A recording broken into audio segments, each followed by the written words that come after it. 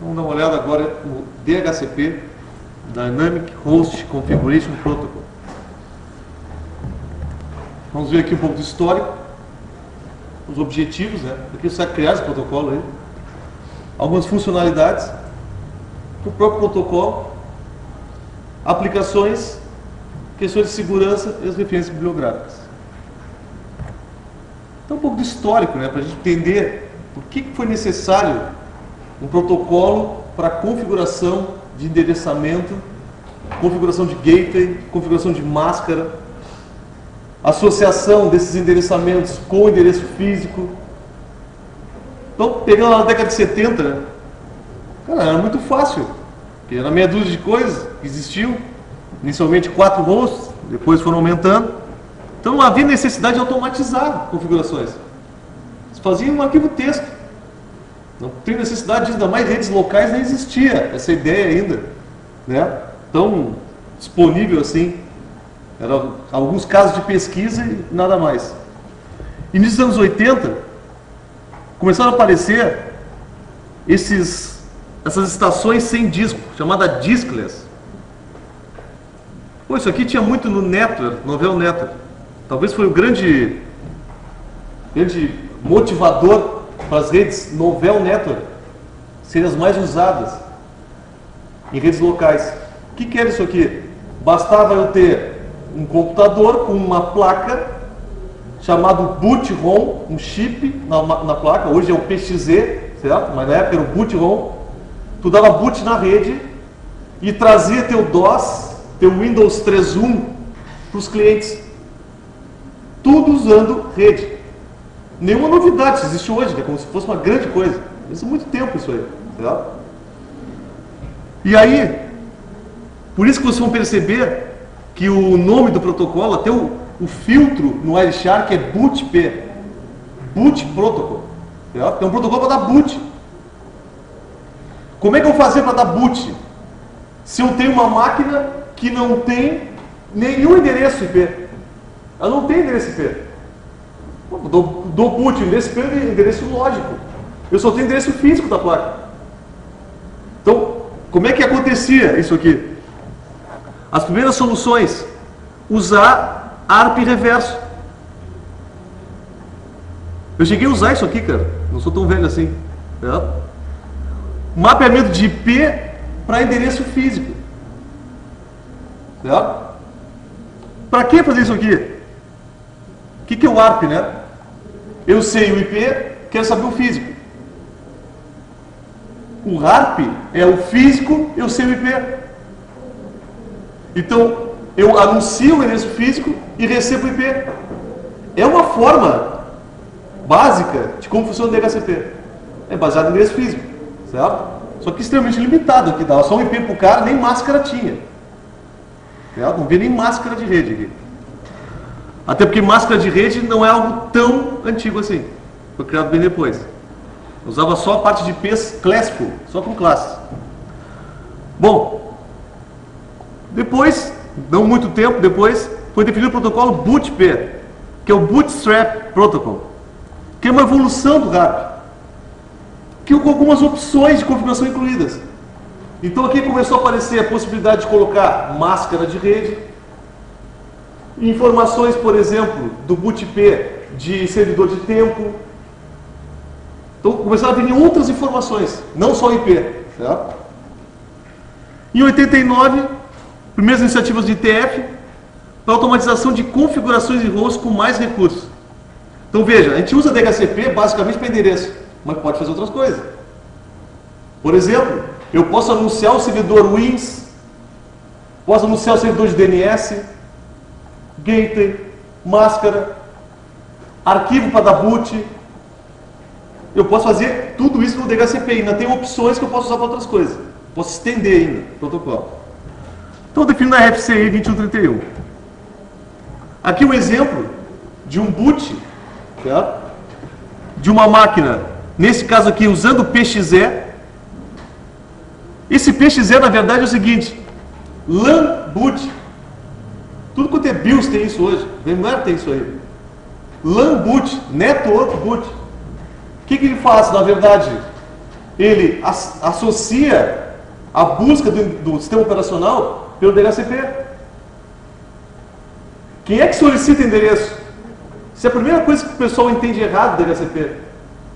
O cliente solicita endereço. Não o servidor fica mandando endereço aí, quem é que quer endereço? Não é assim que funciona, a gente sabe como funciona o cliente servidor. Certo? O cliente solicita ao servidor. É esse o processo. E aqui é um exemplo de uma placa das antigas, que tu poderias colocar o chip de boot. É uma ROM com um boot. Certo?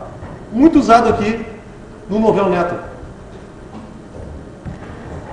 O objetivo, então, um mecanismo para a possibilitar o envio de configurações para host em uma rede TCP/IP.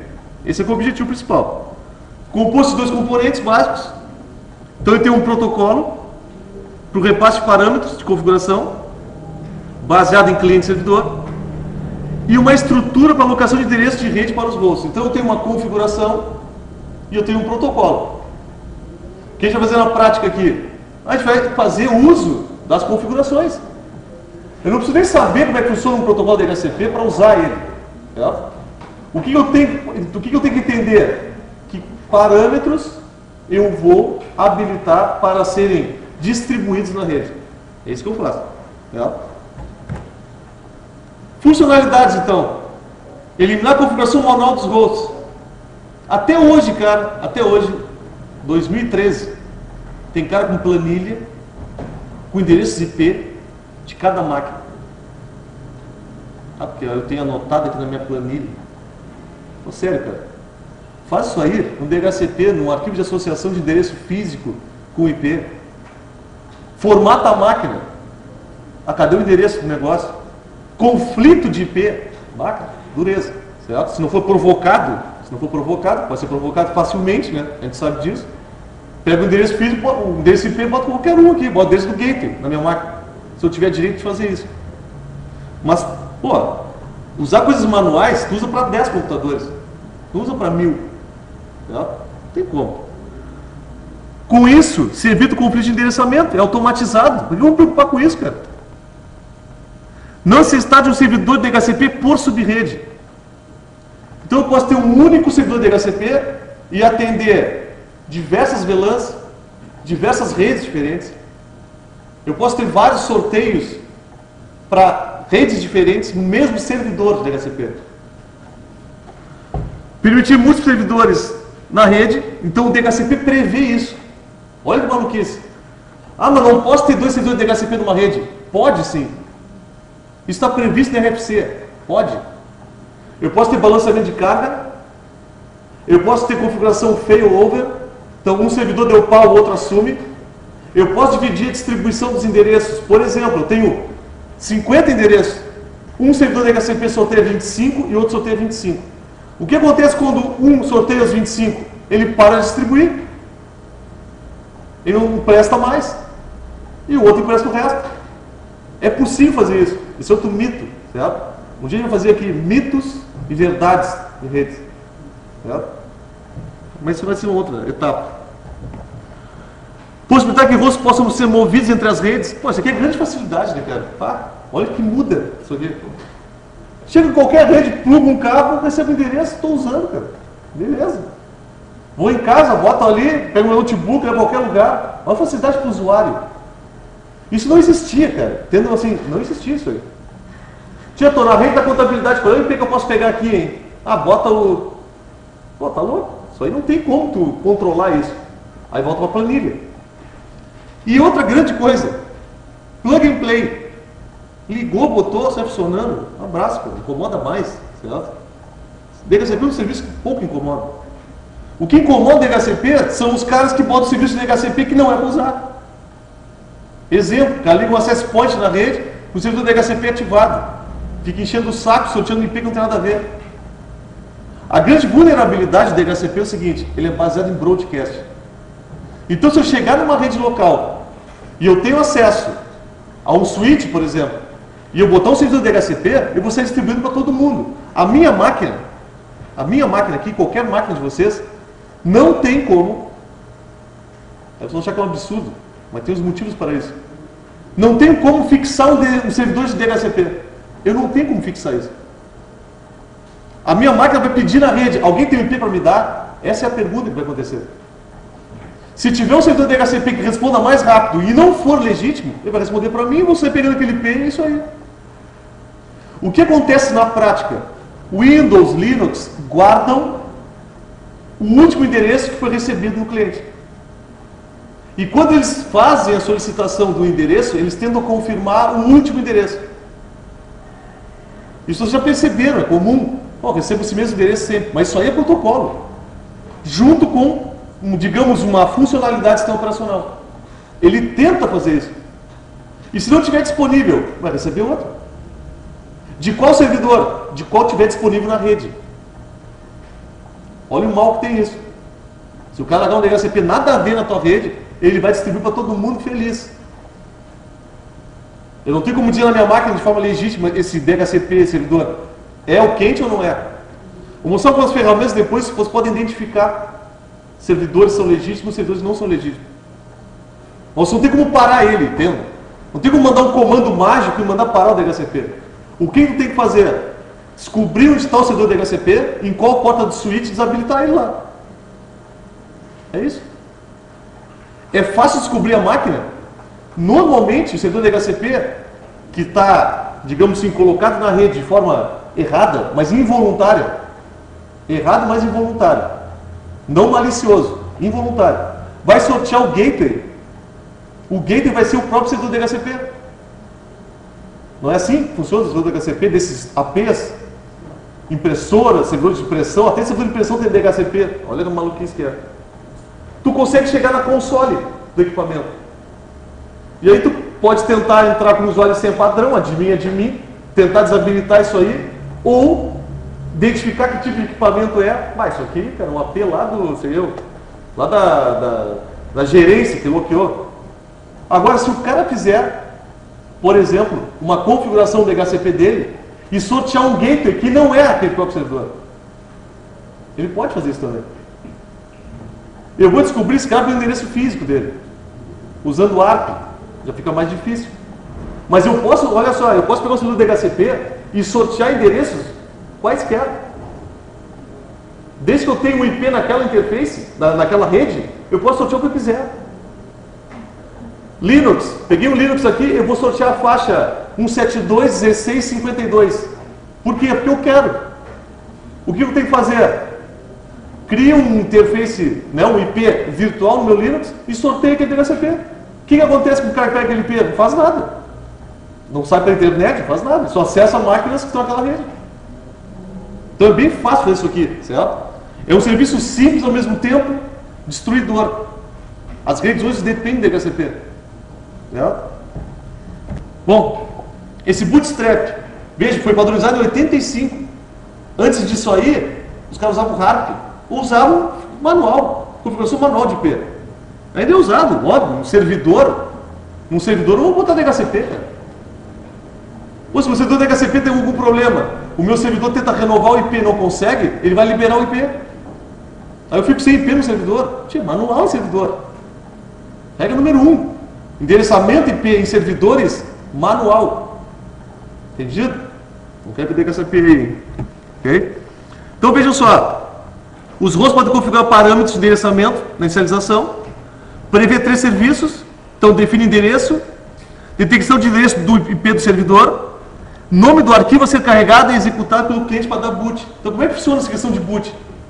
Tu recebe o IP, com esse IP tu consegue chegar no servidor que vai te mandar um arquivo que tu vai dar boot. Sem IP eu não consigo receber esse arquivo, então eu tenho que receber um IP, a partir de receber o IP, conecta no arquivo e faz o boot. É boot pela rede, certo? Isso aqui funcionava em redes a 10 megabits, cara. 10 megabits. Claro, tu dava boot do DOS, né? Windows 3.11. Quando apareceu o Windows 95, não funcionava mais. Certo? Não funcionava mais esse esquema aqui. Hoje, é muito comum tu ter terminais, por exemplo, Remote Desktop da Microsoft, ou LTSP, que é do Linux. Tu dá boot gráfico, tu carrega um Ubuntu, um CentOS na rede. Tu faz swap pela rede. se quiser. Uma rede de gigabit, dá 125 megabytes por segundo, cara, de transferência. Mais que um disco IDE. Então eu posso usar a rede de forma quase transparente. Minha aplicação está rodando, tranquilo. Qual é a vantagem? Eu não tenho nada local, cara. Meu cliente não tem nada local. Eu não tenho que configurar nada no cliente. Tudo no servidor. Isso é bastante usado, certo? É LTSP. Linux Terminal Server Project. Tem distribuições live CD com isso aqui prontinho para usar, para testar. Bom, também começou a fornecer aqui o Bootstrap Protocol, o Gateway e a máscara e algumas outras coisas. Essas portas aqui, ó, 67 e 68, continuam válidas para o DHCP. Então, o BootP é o avô do DHCP. Então, essas portas aqui, vocês vão perceber que nas máquinas de vocês aqui, sendo Windows ou Linux, se ela é cliente de DHCP, ela tem essa porta aqui aberta. Tudo DP. E o servidor na 67. Então toda a comunicação se dá nessas portas. Certo? As mensagens são enviadas em broadcast limitado. Aqui é uma grande questão também, né? Tá, vem cá. Quando eu inicio minha máquina, ela não tem IP. Certo? Não tem IP, está zerado. Não tem IP nenhum. Como é que eu acho o servidor, cara? Como é que eu acho o servidor? Que IP eu vou usar? Eu vou usar um IP. Olha só, não adianta a sua camada 2. Não é só a internet. Eu estou usando a camada de rede e a camada de aplicação. E além disso, estou usando o DP, cara. Eu tenho que preencher o endereço IP com alguma coisa. E é preenchido com esse endereço especial aqui. Já falamos sobre isso lá em redes 255, 255, 255, 255 se chama um broadcast limitado. É um broadcast na minha subrede. Como é que isso aqui se traduz no switch? FFF. Manda para todas as portas. Mas para obedecer a hierarquia de endereçamento, tem que existir um endereço de origem. E não pode ter um endereço de origem broadcast, cara. Endereço de origem broadcast? Meu endereço de origem é 000. Só que o meu destino é 255, 255, 255, 255, que se traduz em FFF e manda para qualquer porta. Aí depois vai haver trocas de mensagens entre o servidor DHCP e o cliente para ele receber o endereço. Daqui a pouco vai aparecer aqui também. E esse cara aqui, ó, não é repassado para outras redes, então ele fica somente na subrede. Aqui o formato do pacote BootP, só para ter uma ideia do que é composto nesse cabeçalho. Isso aqui é simplificado, né? O DHCP tem algumas coisas a mais, mas a ideia é a mesma. Eu tenho o tipo de endereço de hardware, que é o Ethernet, basicamente. Aqui é o tamanho dele. Aqui é Hope Count. O que é o Hope? São os saltos, né? Vejam, eu posso ter DHCP ou BootP sendo transferido para outras redes. Eu posso fazer isso. Existe um agente que repassa a solicitação de broadcast e joga para outra rede. Eu posso botar isso no roteador, posso botar isso no Linux, posso botar no Cisco. No Cisco se chama DHCP Helper. Ele recebe a requisição e joga na outra rede. É pouco usado isso aqui, não vale a pena fazer isso, certo? Mas é possível. Então está previsto aqui no protocolo. Número de segundos. Esse número de segundos é o seguinte: quanto tempo esse endereço está emprestado para mim? Isso vai aparecer no DHCP depois com outro sentido, certo? Mas quantos segundos esse cara fica para mim? No caso do BootP, isso é pouco usado. Normalmente era mapeado o IP diretamente para o Mac. Não tinha essa questão de ficar trocando dinamicamente, era fixo, certo? Transaction ID. Por que eu tenho isso aqui? Porque a gente está usando o DP. Como é que eu sei que a solicitação que eu fiz, eu estou recebendo a resposta dela, eu estou recebendo a resposta da duplicada que eu mandei? Eu tenho que ter um Transaction ID. Se fosse TCP, eu precisaria disso. Mas para ser TCP isso aqui, eu tenho um baita problema. Como é que eu vou criar uma conexão com o servidor se não tem IP, cara? TCP é par, é ponto a ponto. Tá aí. eu não tenho IP, vou fazer uma conexão com o servidor. Tá aí, parou tudo. Acabou a linha. Eu uso o DP porque eu posso mandar em broadcast. É por esse motivo. Aqui as informações, então, o IP do cliente, o IP que está sendo oferecido, o IP servidor, IP do gateway, o endereço de hardware do cliente, o nome do servidor e, se houver, o nome do arquivo de boot. É o nome mesmo do arquivo, certo? Arquivo lá boot.img, que vai ser transferido usando o protocolo TFTP. Então tem uma dobradinha aqui, isso até hoje é válido, certo? Tu tens, no caso aí, da época, bootp, agora DHCP, e para transferir o arquivo, tu usa TFTP. Transferir a imagem para a máquina, usa TFTP. Como é que funciona na prática? Tu traz a imagem para o cliente, que não tem nem disco. Essa imagem tem a configuração de um Linux, por exemplo. Depois que ele monta o Linux, ele monta por NFS ou SSHFS, alguma forma de compartilhamento, e traz o resto do sistema operacional. Então isso aqui é para trazer o arquivo inicial, para dar boot mesmo. Bom, exemplo aqui da troca de mensagens. Nesse caso, ó, esse cliente aqui está solicitando um endereço IP, ele não tem nenhum. O único endereço que ele tem é um endereço físico. Então ele manda para todo mundo. Tia, alguém me dá o IP aí. Aqui, este servidor responde. Olha, tá aqui, ó. O teu IP é esse, ó. Toma aí. E o meu IP é esse cara aqui. O nome do arquivo para dar boot é file name. Com isso, esse cara aqui vai mandar solicitar o arquivo desse IP 100, que não precisa ser necessariamente o servidor de boot. O 100 é o repositório onde está. Normalmente é o mesmo arquivo, na prática é o mesmo, certo? DHCP TFTP. Não necessariamente. Ele só aponta, ó. Teu servidor é esse aqui, vai lá buscar teu arquivo. Essa máquina, lembrando, esse cliente não tinha nada. Ele não tem nem HD. Ele não tem estado nenhum. Certo? Ele vem zerado. Toda vez que eu ligo ele, não tem nada. Tudo armazenado no servidor. Muito bem. O DHCP, então, de 93, então, de 85 a 93, a ideia era usar bootp, com algumas variações. Certo? Então, no caso do Network, eles usavam um troço parecido aí. E? Então, é uma extensão do protocolo bootp, mesmas portas, protocolo de camada de transporte igual, então o DP 67 para servidor, 68 para cliente. Melhorias: prover locação temporária de endereço IP. Então o bootp é estático. Eu consigo fazer isso no DHCP? Consigo. Tornar estático um IP para um MAC. Toda vez que eu der boot na máquina, ele vai receber o mesmo IP. Eu posso fazer isso. Só que isso aí se tornou uma opção agora no DHCP. O cliente DHCP pode adquirir todos os parâmetros de configuração para funcionar. Antes eu não tinha como passar máscara, por exemplo. O DHCP é um mecanismo preferencial para configuração dinâmica de host. Então, o DHCP veio para ficar. Hoje está na versão 3, certo? Tem versão 4, tem DHCP seguro, com troca de chaves, para evitar essa questão de ter um DHCP maluco na rede.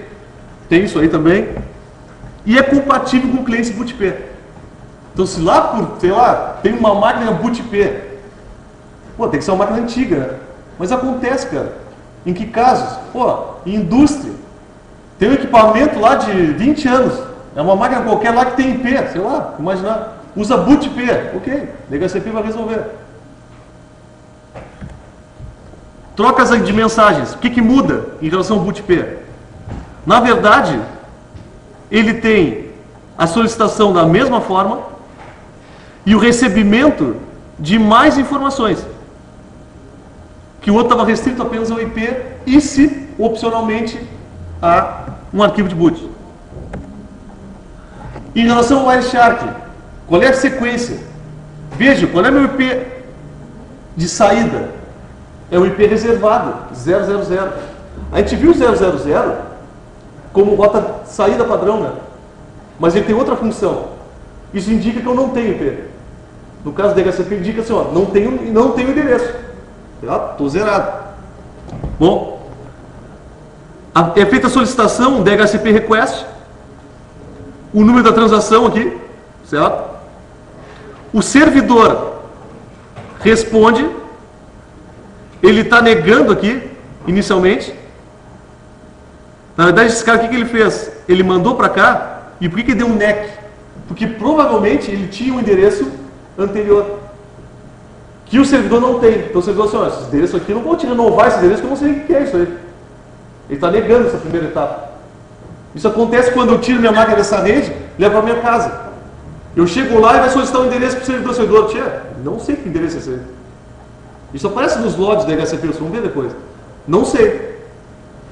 Esse cara agora, ó, vai mandar novamente para a broadcast, ó, fazer um DHCP discover. O servidor manda um endereço para esse cara. Na verdade, esse NEC aqui já manda o endereço, ele já faz duas coisas aqui. Ele nega o endereço anterior e já manda uma opção de endereço. Esse cara aqui aceitou. Tá? A oferta aqui é enviada para o 1. Enviada para o 1. E aqui já era. Aqui é uma nova transação, certo? Ele faz novamente solicitação para a rede. E por que ele faz isso? Veja, isso aqui é a mesma máquina. Ele já tem o IP. Ele manda novamente o broadcast, porque pode ter mais um servidor de DHCP na rede. Ele faz isso, certo? Ele manda mais uma vez. Se ninguém responder nada, ele confirma lá embaixo.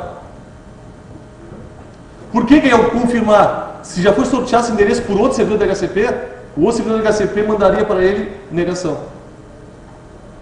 Então, por que tem isso? Por que não termina aqui?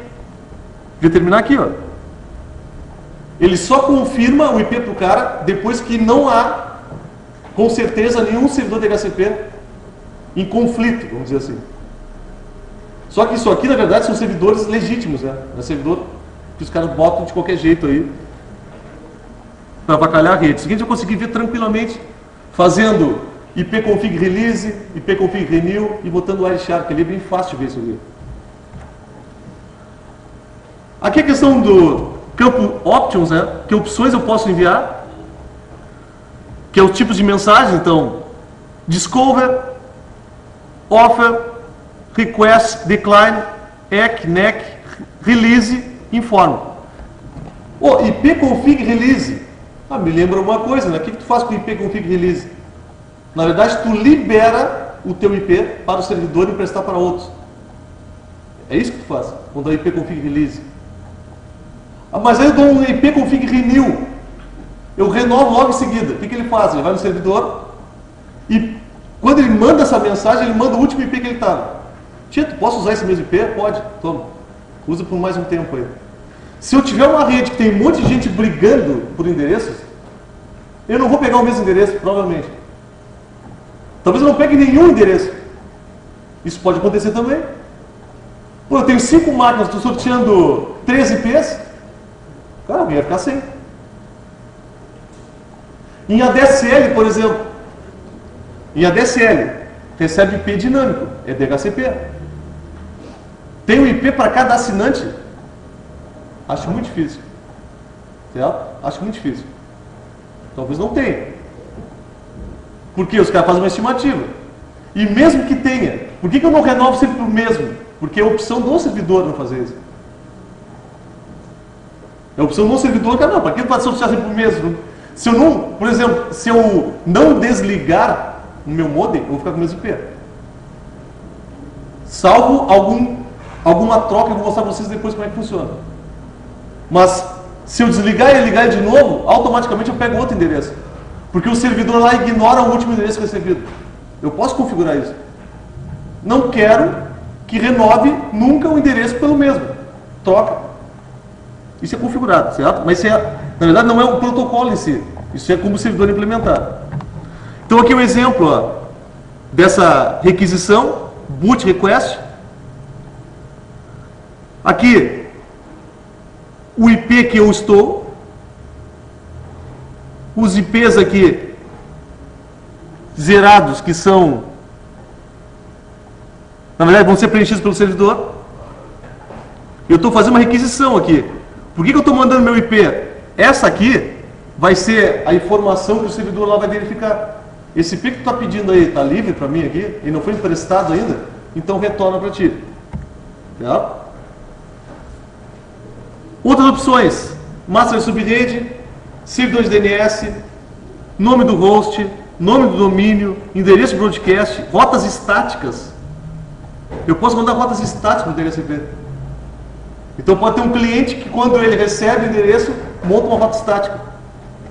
Tempo de renovação de empréstimo, servidor de tempo, e tem opções em aberto, que eu posso usar outras coisas. Então veja que tem de opções aqui. Assim aparece na rede, ó, a máscara, tempo de empréstimo, está infinito aqui, então esse cara está mapeado provavelmente. Quem é o roteador, o gateway, domínio, está aqui o nome, domínio muito bom, né? Domain invalid. O servidor DHCP e outras informações. Então essas trocas de mensagem acontecem nesses momentos aqui. Eu tenho inicialização, quer dizer, eu não tenho nada. Liguei minha máquina, eu entro nesse init aqui. O init reboot confirma a validação de endereçamento e configurações prévias. Quando eu faço reboot no servidor, quando eu faço reboot numa máquina, ele vai no servidor DHCP e verifica se pode manter o endereço. O renewing, que é renovação, solicita o prolongamento do empréstimo. Então, nós vamos trabalhar agora também com essa questão de renovação. Como é que ela funciona, na verdade, certo? Tem uma regra para isso. E rebinding, que é a solicitação de renovação de qualquer servidor disponível. Então, eu vou tentar renovar no servidor que me deu o IP inicialmente. Se eu fizer um rebinding aqui, eu vou mandar assim, ó, alguém me dá um IP aí. Eu tenho essas duas situações, certo? O discover nós já vimos. Esse é o mais simples. Não tenho nada, broadcast. O servidor me manda ofertas. Veja que esse caso aqui tem dois servidores. Por que os dois responderam? Esse aqui é o caso, pessoal. Quando eu tenho um AP na rede, que está distribuindo endereço que não era para distribuir, aconteceu isso aqui, ó. A minha máquina aqui não tem condições de escolher de qual IP ela vai receber. Ela não faz isso. O request, então eu peço a confirmação do endereço, o servidor me confirma, e vejo que aqui, nesse caso, eu tenho request e tenho o EC. Só que isso aqui está faltando um negócio aqui, mas tudo bem. Certo? Deveria ser o contrário essa seta aqui. É aquela etapa onde o servidor envia o IP e o cliente manda para todo mundo em broadcast que aquele IP é dele. Para esse servidor aqui embaixo, ó, que não está participando, saber disso. Foi uma coisa pensada no protocolo, mas é muito pouco utilizado. Para usar dois servidores de DHCP na rede, legítima, é meio complicado, é raro. Certo? Só quando a gente não quer que tenha. O release. O cliente manda para o servidor, eu não quero mais esse IP. Toma aí, pode botar na tua lista de empréstimos aí. Se alguém pedir meu IP, dá para ele. É isso que vai acontecer. Esse efeito aqui acontece quando tu desliga a máquina. Quando você desliga o Windows, desligam, por exemplo, um Linux, no processo de desligamento, ele manda um release para o servidor. Não é obrigatório isso, que eu posso pegar uma máquina e desligar no dedo. Não vai acontecer. Quando é que ele vai expirar o tempo lá no servidor? Pelo tempo de empréstimo. Então, olha só. Aqui tem só um diagrama com as portas, né? Como é que são essas sequências aqui dessas trocas. Mas o importante é aqui, ó. Quando é que acontece o processo aqui, pessoal, de renovação? Então, imagine só. Eu vou receber um IP por um tempo. Vamos imaginar que sejam 4 horas. A gente configura isso no servidor. Recebi um IP, então, e vou valer 4 horas. Quando chegarem em 2 horas, quando chegar em 2 horas de empréstimo, O cliente vai no servidor, o cliente vai no servidor e pede para renovar.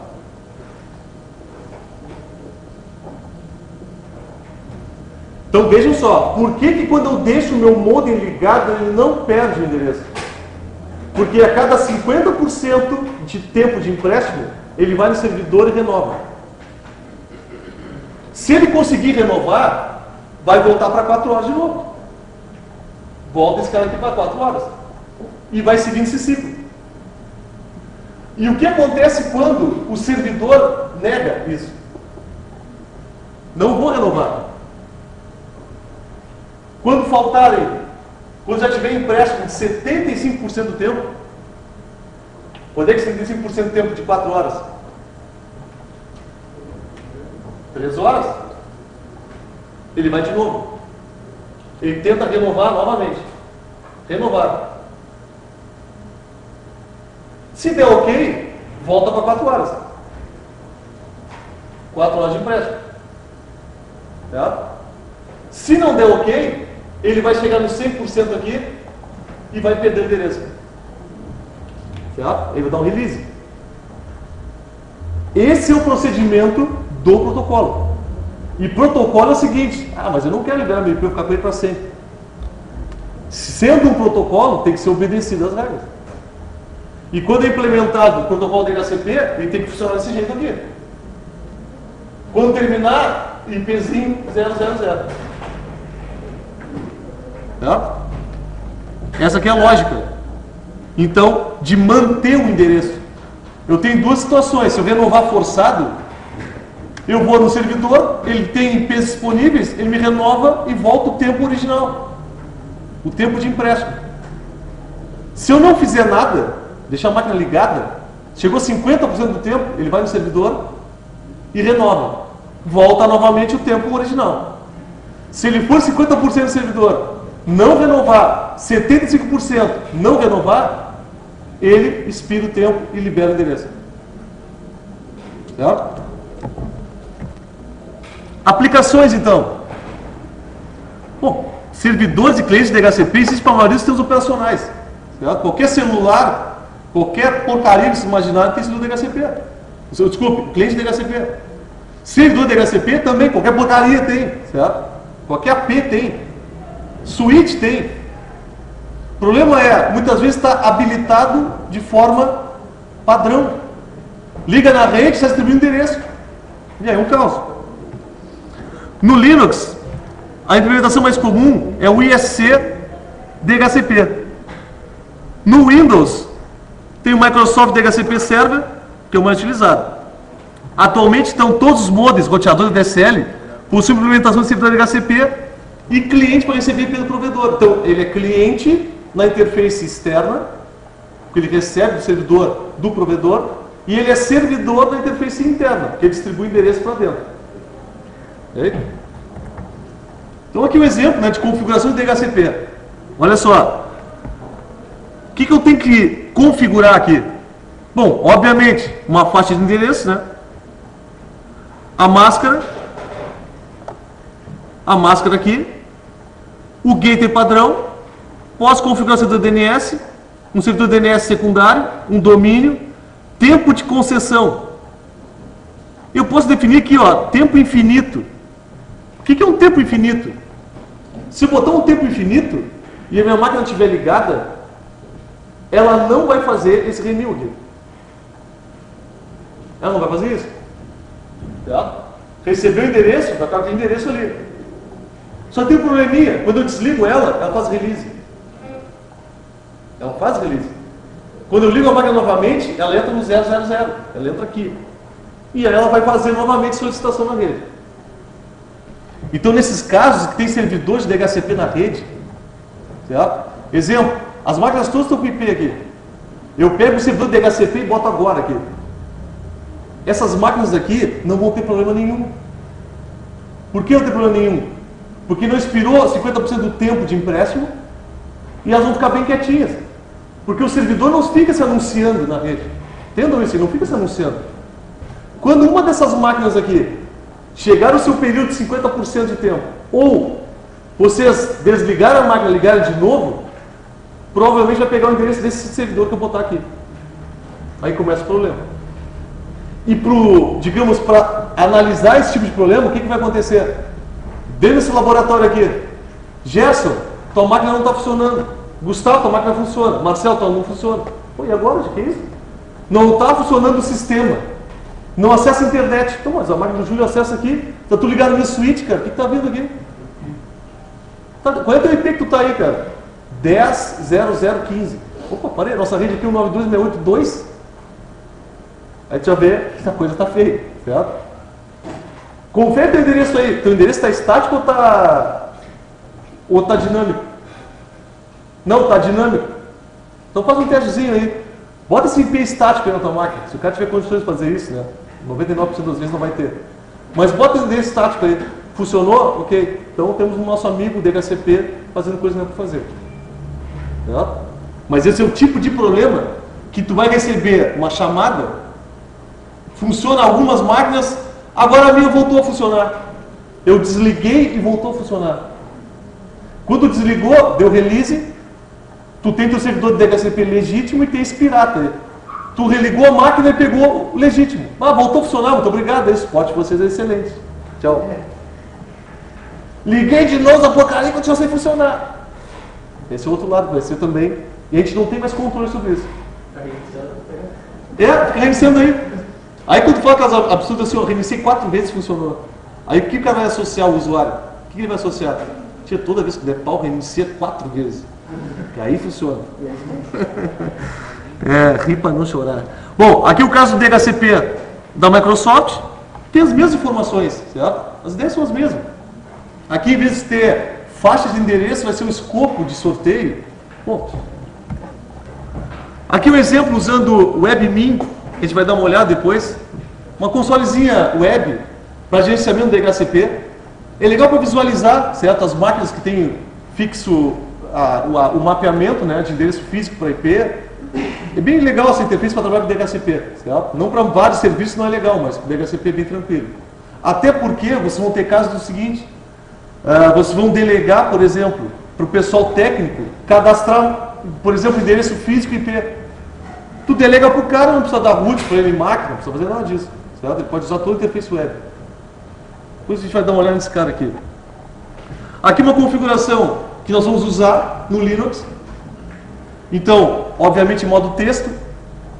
Isso aqui é um conjunto, pessoal, de informações, de dados, de parâmetros, na verdade, de uma rede 192.168.254, gateway, máscara, domínio, que é opcional, name servers, que é o servidor DNS, a faixa de sorteios, a faixa está sendo sorteada, então de 128 aqui, 250, o tempo de empréstimo padrão e o tempo de empréstimo máximo.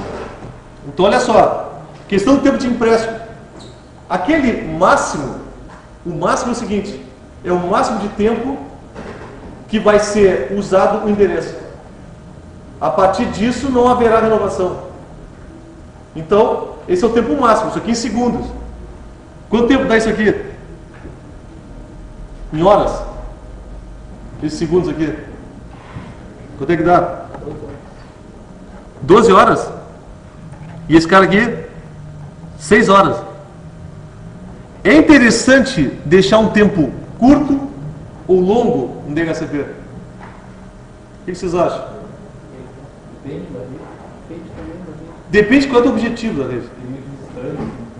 Se tu pegar um exemplo assim, ó, imagina uma rede pública, os caras entram e saem toda hora.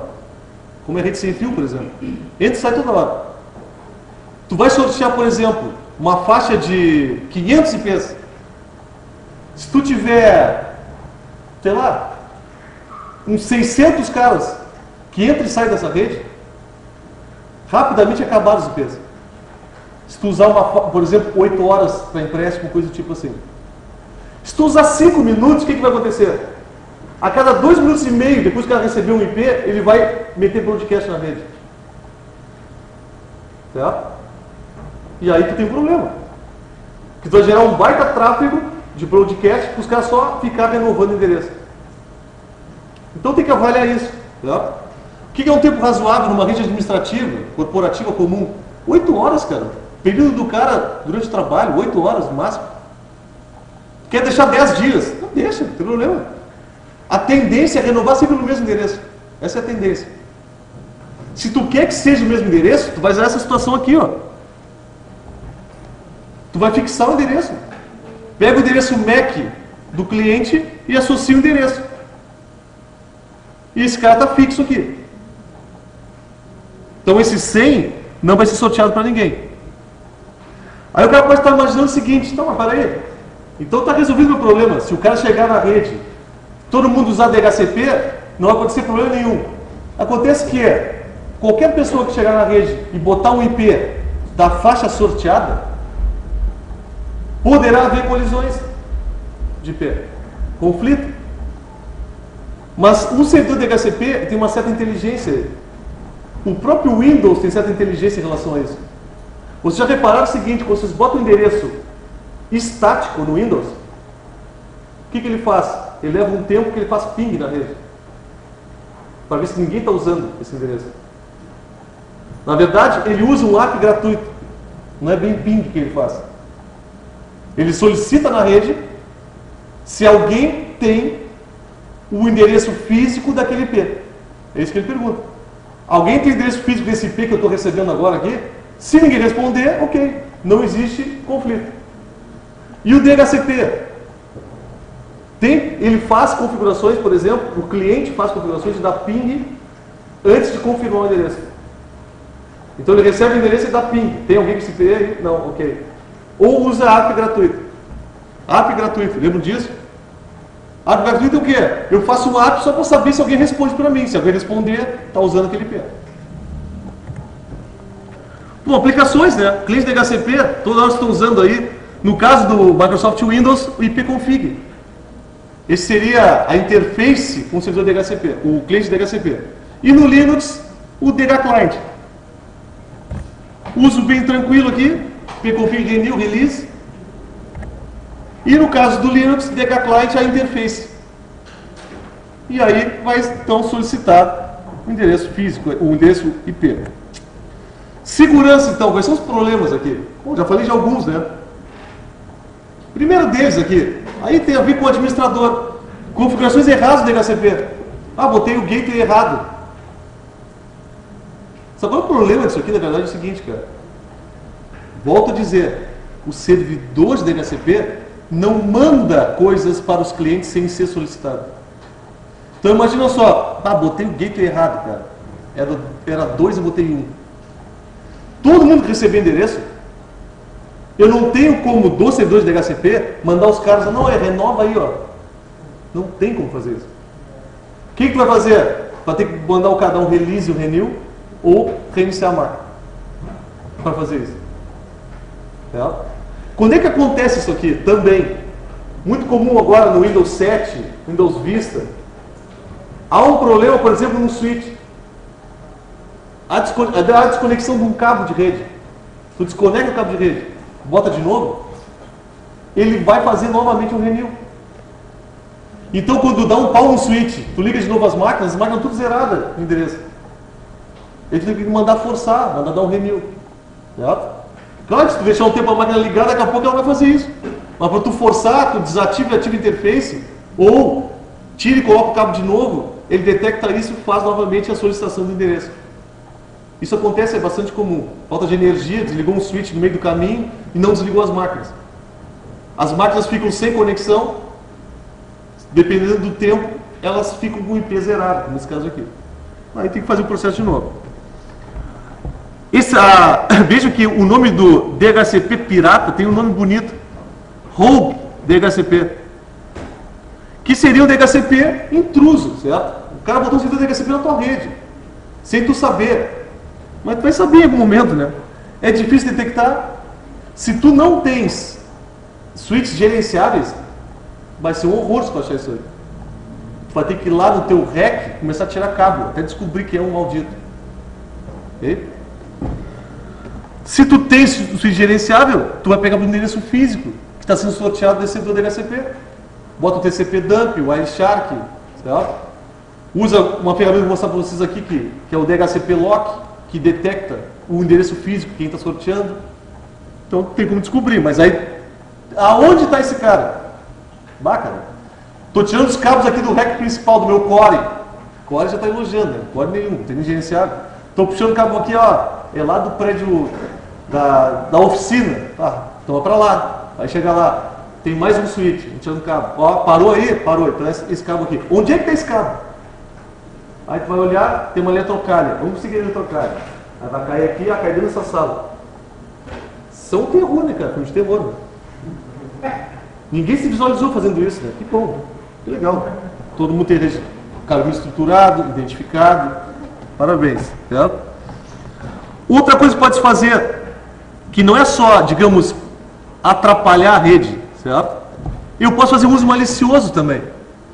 Eu posso fazer um negócio complementar. Eu sorteio o IP, sorteio o gateway para o cara, dou a internet para ele, só que todo o tráfego que passa, eu capturo e analiso. Isso acontece muito, e é fácil de fazer, com rede sem fio. Eu anuncio uma rede sem fio aberta, DHCP, aí que eu me dei, vou entrar aqui. Ok, quando ele entra eu passo e eu faço o que eu quiser. Capturo o tráfego dele, se ele está usando protocolos que não tem criptografia, eu capturo, descubro senha, faço o que eu quiser. Tá? Se o cara estiver usando protocolos seguros, vai dificultar a minha vida. Mas eu posso mudar o DNS, apontar Banco do Brasil, apontar Banco do Brasil que eu quiser. Não dá para ser inocente aqui, dá para fazer coisas bem, certo? Bem malvadas, vamos dizer assim. Lá. Serviço de DHCP desativar problemas no servidor. Então, ninguém está rodando nada aqui na nossa rede. Ninguém acessa a internet, está um horror. Vamos matar o administrador de rede. Servidor de DHCP deu pau. Está desativado por algum motivo. E existem formas, pessoal, de autenticação do DHCP. Isso é uma coisa assim que não é uma coisa tão difundida assim, mas é interessante. Porque tu consegue fazer a identificação do teu servidor de DHCP legítimo. Então tu evita essa questão de que é um botão de DHCP qualquer, porque tem chaves que são trocadas. O problema é que todos os clientes têm que ter isso. Daí complica, certo? Mais uma configuração para fazer, mas é possível, já existe isso. Certo? Tem RFC para isso aí. Referências bibliográficas, não tem muito livro sobre DHCP. Por ser simples, certo? Por ser de aplicação rápida, não é muita coisa que tem. Esse livro aqui é disparadamente o que tem mais coisas. The DHCP Handbook. É uma edição que não é nova, certo? É 2003, segunda edição. Depois daqui não teve mais. Tem no Mussum aí, certo? Deve dar uma olhada. As configurações são mais interessantes aqui em relação à clusterização de DHCP, usando DHCP failover, certo? Estão tendo dois DHCPs, se cai um, outro assume. São as coisas que tem diferentes aqui. Mas dá para fazer coisas de DHCP interessantes da seguinte forma. Tem um exemplo aqui, vou mostrar para vocês depois de configuração. Eu quero fazer algo relacionado ao nome da máquina, ao nome do host. Então, se o cara está no laboratório 2, eu faço tal coisa com ele. Eu dou um IP para o cara, diferente. Eu tenho como fazer isso. Eu tenho como fazer coisas assim. Eu posso pegar pelo nome da máquina. Então tem alguns parâmetros que são, na verdade, implementados no servidor. Não é o protocolo em si. Não é a RFC que define isso. Mas os caras aproveitam essas strings que são trocadas e conseguem fazer algumas coisas. Então eu tenho alguns exemplos para trazer para vocês depois ali. Certo? Que fazem coisas desse tipo aí. Então beleza. DHCP é isso.